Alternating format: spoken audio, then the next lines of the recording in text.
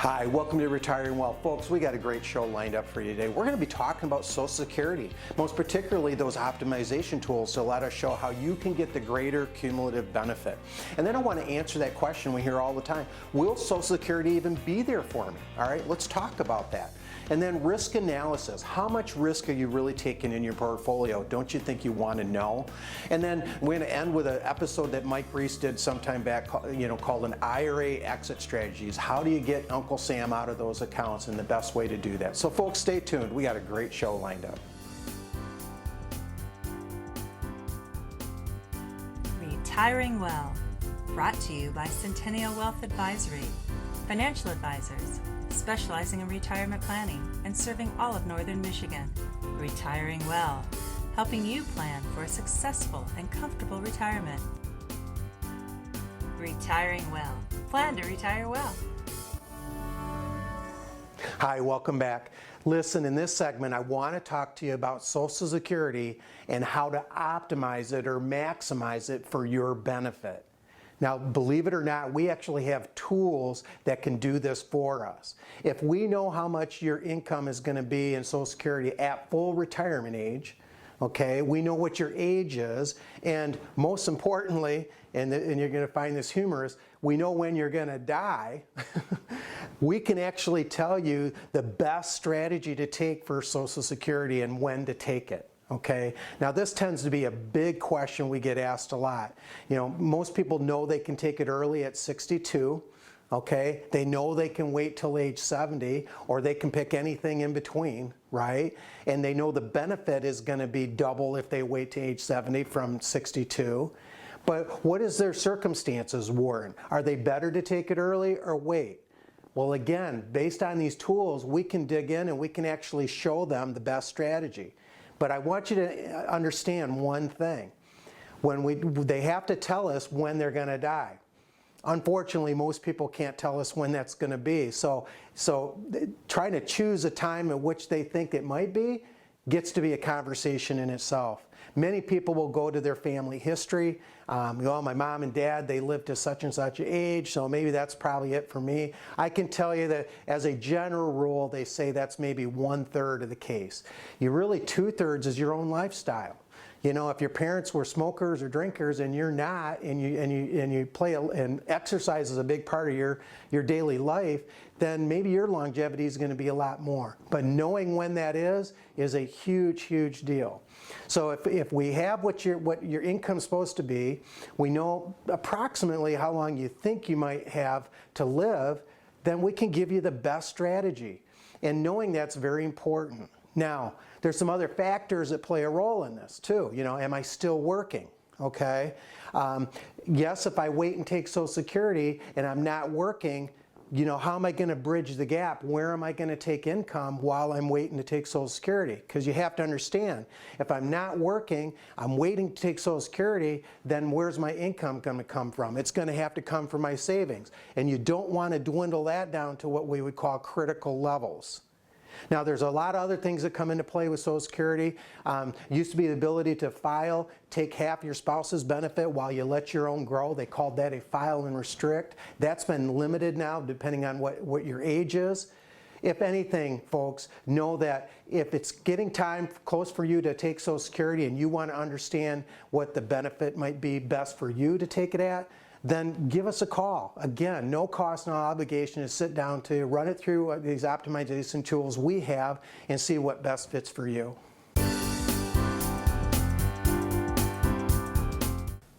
During a market downturn, people tend to panic. That's a natural reaction to seeing your retirement savings decline right in front of your eyes. Take a deep breath. We can help. We recommend the following 3 steps. Number 1, schedule a risk exposure review and make adjustments if necessary. Number 2, request a retirement income analysis to serve as the starting point for your retirement strategy, making sure your money lasts as long as you do. And number 3, develop a holistic financial plan. Call or click to request a free, no obligation meeting, either in person or over the phone or video chat. We look forward to meeting you. Plan to retire well.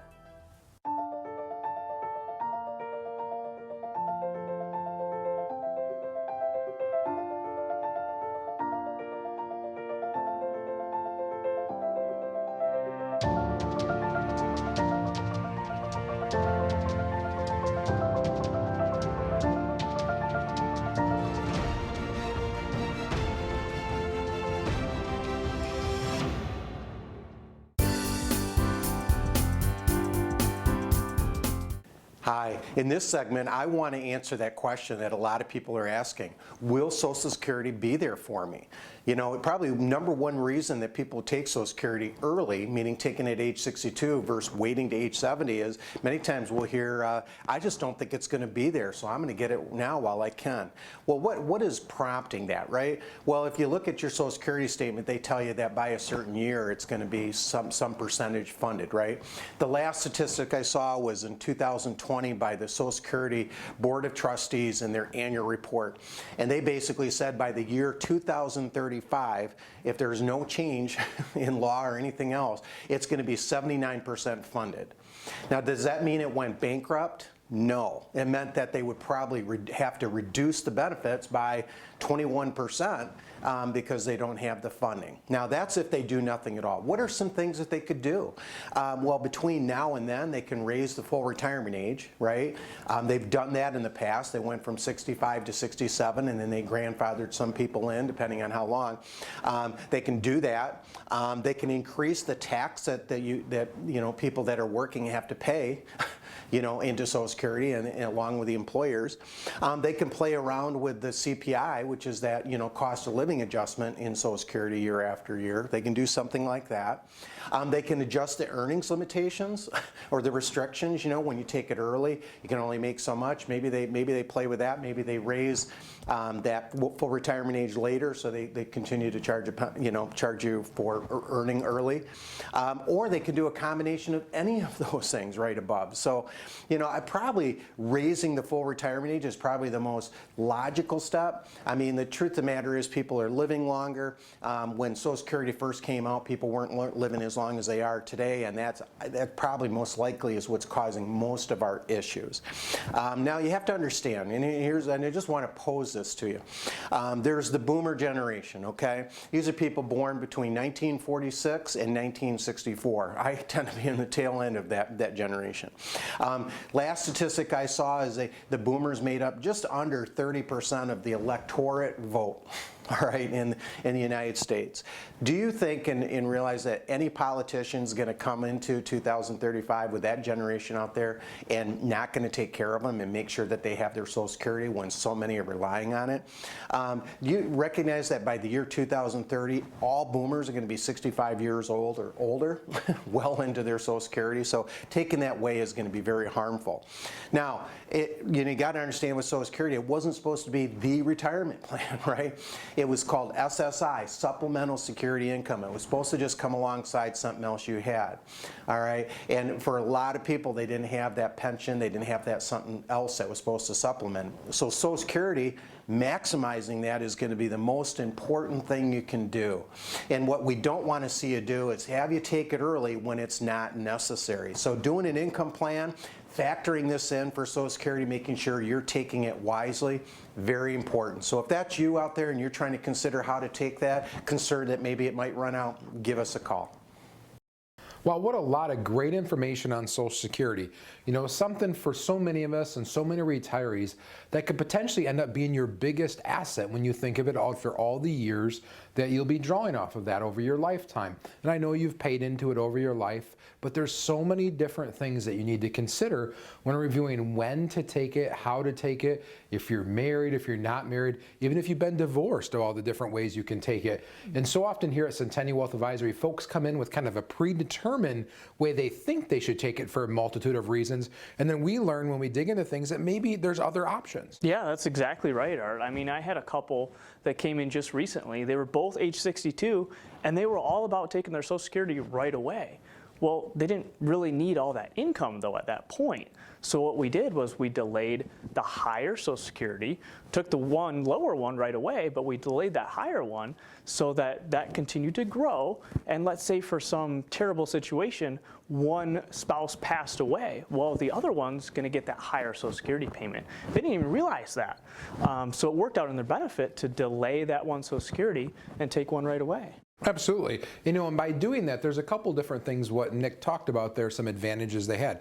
Not only did they get to grow their Social Security, there was an income that they didn't need to, so they weren't paying taxes potentially on an income that they didn't need to have. And if you're somebody out there, Nick, typically when somebody comes in, they'll have Social Security, maybe a pension, right? Possibly. But likely also IRA savings and stuff like that. Now, when you're building plans, you're also looking at that stuff too, right? Oh yeah, we take all those different avenues into account.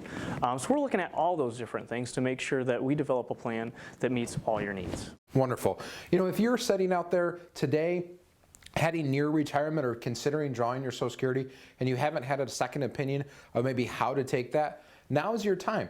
Give us a call at the number on the screen. We'd love to sit down with you and talk through those options. Look at all of your stuff. Develop that retirement income plan so you can plan to retire well. Stay with us because coming up next, we're going to be talking about a risk analysis and why that may be vital to your retirement plan.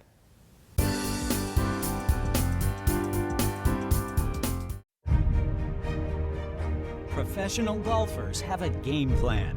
Knowing where to attack the golf course is vital, and avoiding the hazards is key. As you can see, we aren't professional golfers. But at Northern Michigan's Centennial Wealth Advisory, we are professional financial advisors. Give Centennial Wealth Advisory a call or visit us at cen-wealth.com and let us help you plan to retire well.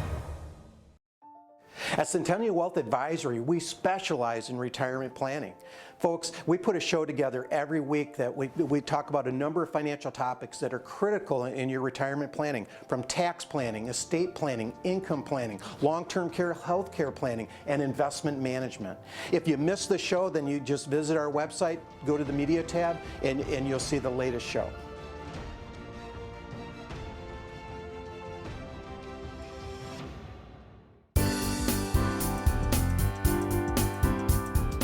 Hi, welcome back. Listen, in this segment, I want to talk about risk. How much risk are you taking on? A lot of people have their portfolio, they might have their mutual funds, but behind those mutual funds are a lot of securities. And a lot of folks want to know, Larry, as I'm positioned today, how did this portfolio do in 2008 when the market dropped a full 57%? How did this portfolio do? How did it do back in 2000 through 2002 when we went through that tech bubble and we went through that bear market? Knowing the answer to that question is very, very important. We actually have the tools to be able to show people what that is. We can take your existing portfolio as it is today, run it through an analysis and show you exactly how it did in 2008, how it did in 2000 through 2002, so you know how much actual risk you're taking. What was that drawdown? If I'm somebody that only wants to take 5–10% risk, I don't want to see it lose anything more than that, and the way I'm positioned today shows that I could lose 50%, is that a concern to me? It might very well be. And so we actually have the tools to be able to show you that. We can look at the bonds you're holding. Maybe you're just in fixed income and you have bonds and you want to know what's the credit qualityness of those bonds. One of the biggest concerns we have today is there's been a lot of corporate debt. And you're taking on a lot more risk if you're in what they call that high yield bond area. Well, how much of your portfolio is made up of that?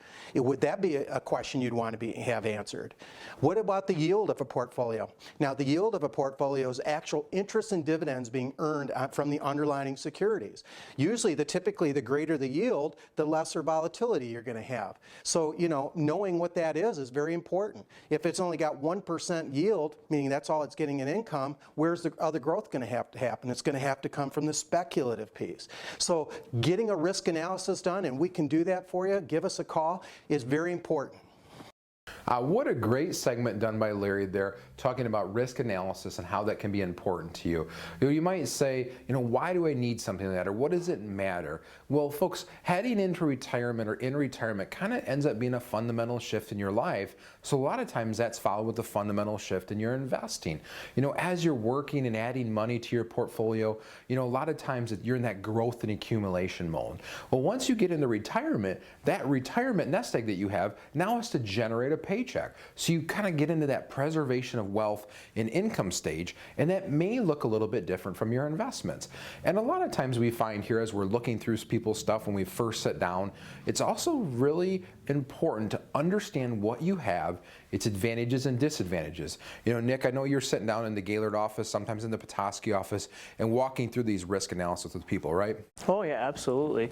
And it's a little funny at times when people come right in and they're like, oh yeah, I got this awesome plan that's been developed for me that I've had for a number of years, and it has probably worked well for them, but they don't realize how much risk they're actually taking with their current plan. And like Art mentioned, that fundamental shift in your investment strategy changes when you retire. So what we like to do is just kind of get behind all your different investments within your portfolio and kind of indicate how much risk you're actually taking. We had a client that came in, they had almost 90% of their portfolio in equities, so a lot of risk, and it's worked out well for them, but we recommended switching and going a little bit more conservative because they needed this money for income, and they didn't want to put themselves at risk for another maximum drawdown.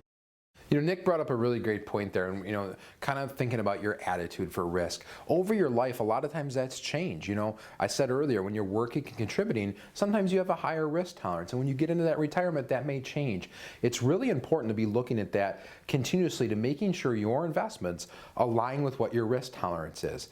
And if that's something you would like to talk further about, give us a call at the number on the screen. We'd love to sit down with you for a no cost, no obligation visit to talk through that and how may that be best beneficial for you. Stay with us, because coming up next, we got a fun topic. We're going to have a blast from the past. Our founder, Michael Reese, is going to be talking about various different things here coming up that was seen on an old episode of Centennial Wealth.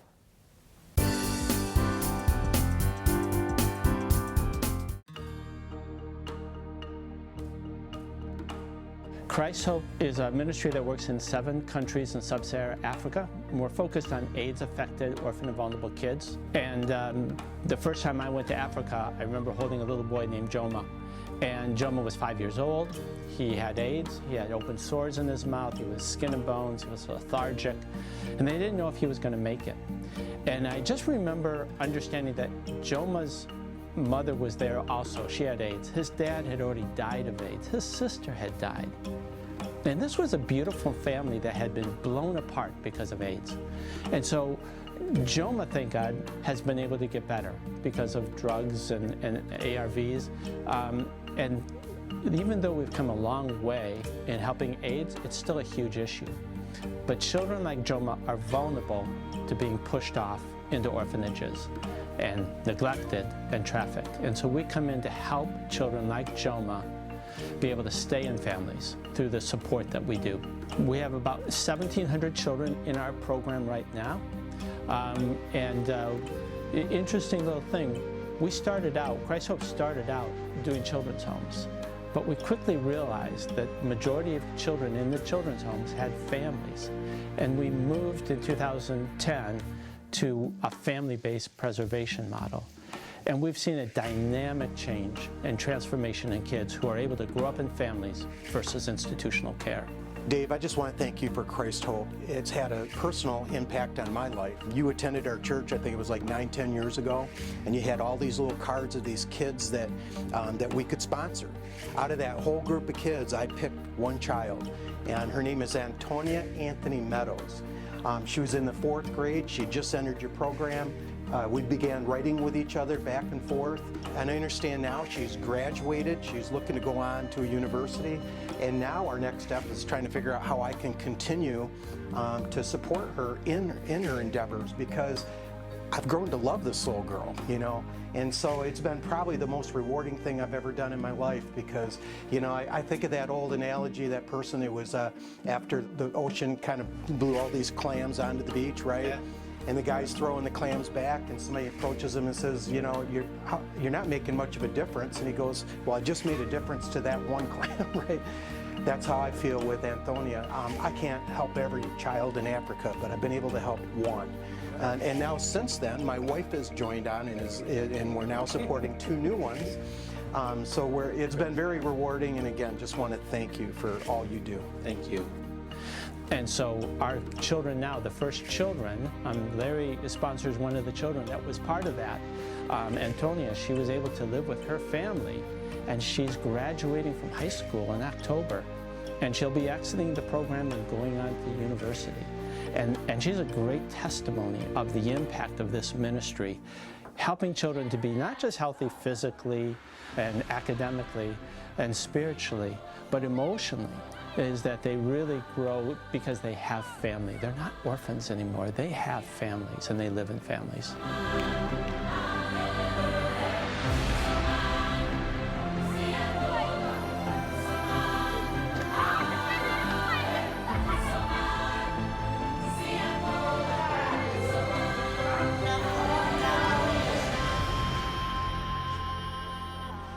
Yeah, and I just really want to thank Centennial Wealth. Thank you so much for believing in us and being a partner with us and supporting us in this. This is huge and has a great impact directly to the kids in our program. So thank you.